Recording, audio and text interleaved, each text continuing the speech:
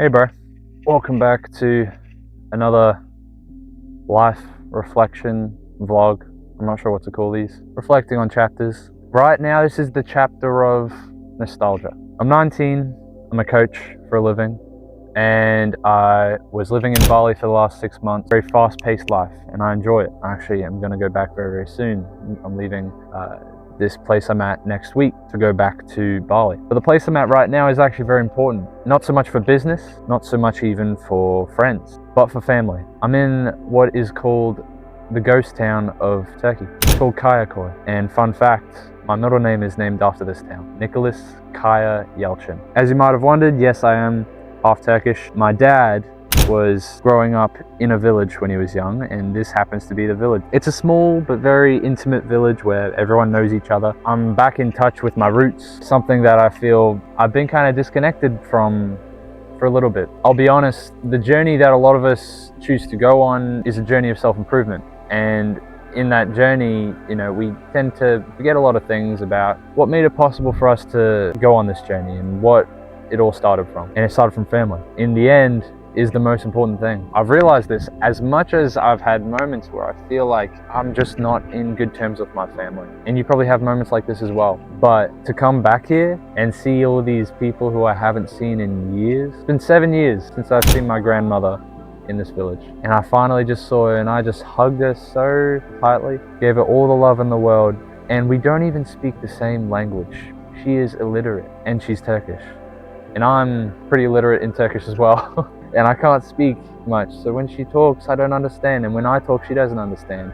But there's a mutual vibrational frequency of love, and that's powerful, man. There's very few people that you get to have that with. It goes from your best friends and up to family. I'm not staying like in a cottage or anything. I'm staying in a house. It's a big house. It's an Airbnb actually, and it's actually the house that my grandfather in Turkey used to live in. So I'm living here with my whole family, and I get to see my cousins, friends from Turkey each and every day. We had Turkish pancakes, which I'm absolutely addicted to right now, even though I am on a cut.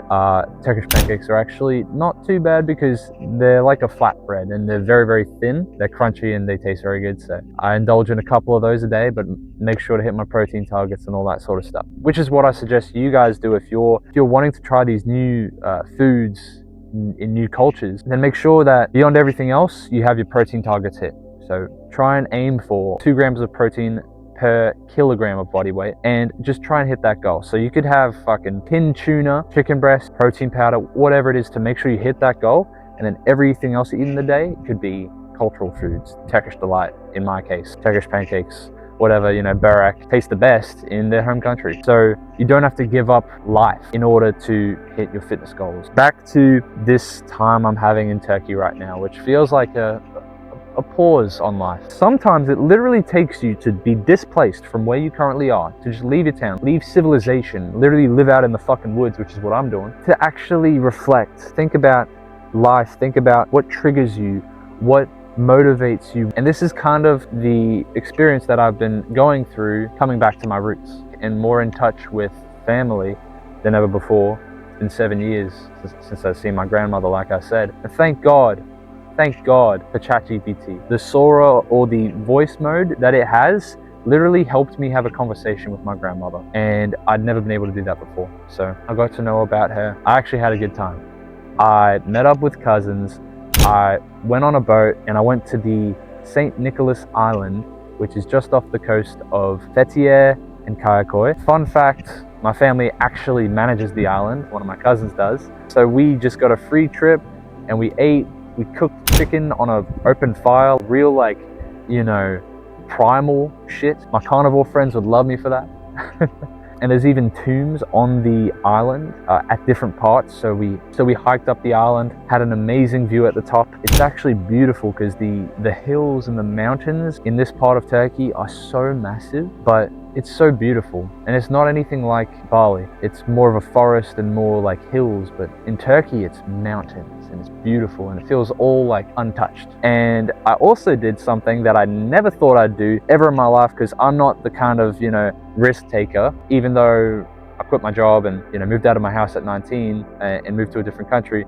But that aside, I'm actually not really that much of a maverick in the case of adventurous skiing or whatever the fuck, you know, like that sort of shit. Not really for me. And we did some paragliding. I was just like, why am I doing this? Like literally the whole time up. But obviously, you know, when you feel that nervousness, that fear, you just got to do it. You can't let yourself think too much in those scenarios. It was beautiful. Going over the water was kind of chill. And then the guy starts to do some fucking side to side shit. And I'm like, oh, okay, I'm starting to get a little bit of a pull here, like a little bit of a wedgie, you know? So I was like, okay, let's not do too much of this, you know? Let's just do woo, woo, woo, woo, side to side, and then that's it. And the glide lasted 12 minutes. And the last 2 minutes were fucking terrifying. Because you know what he did? He just started going from straight down, and then he just started fucking spiraling down. I'm like, what the fuck? We're fucking falling literally, but just in a circle. And then he'd go back up, and then he'd go upside down. So literally, we're above the paraglide, and the glider is like below us. So I'm like, we're just gonna fall into this shit, and we're gonna, you know, not catch wind. We're gonna, the opposite of catch wind, you know, wind's gonna catch us, and we're gonna fucking fall and die. But, like I said, that's just you thinking. So I was just, you know, I was thinking in the air, like, fuck, this is, I'm gonna die. Like, but we landed on the beach. I stood up. After 1 or 2 steps, I was standing, and I was fine. So that was fun. You may also be asking, Nick, you always go to the gym.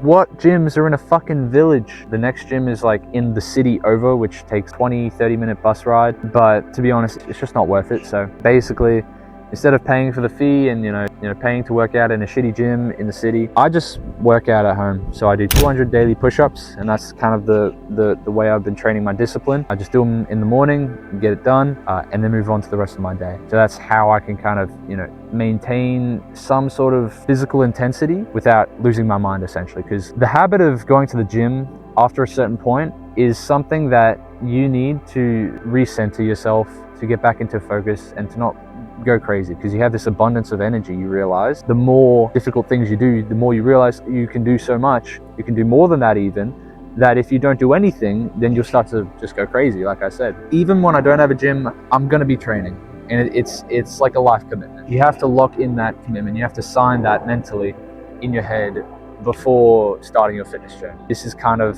the approach that you've got to take with it. It's not something you try. It's a full life thing.